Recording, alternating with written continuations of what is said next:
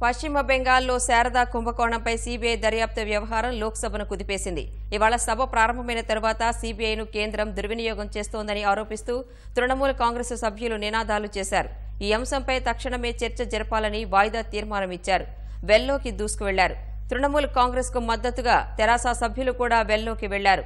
అనంతరం రఫేల్ కుంభకోణం, నిరుద్యోగ గణాంకాలతో ప్లకార్డులు ప్రదర్శిస్తూ కాంగ్రెస్ సభ్యులు కూడా వెల్లోకి వెళ్లారు.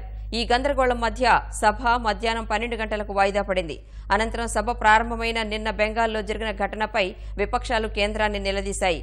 ప్రధాని మోదీ సీబీఐని దుర్వినియోగం చేస్తున్నారని బీజేడీ, ఎన్సీపీ, ఎస్పీ, ఆర్జేడీ సభ్యులు ఆరోపించారు.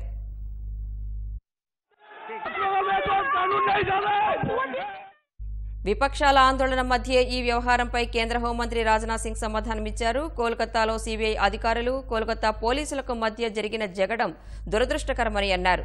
విధులు నిర్వర్తించకుండా సీబీఐ అధికారులను ఇలా అడ్డుకోవడం గతంలో ఎప్పుడూ జరగలేదని తెలిపారు.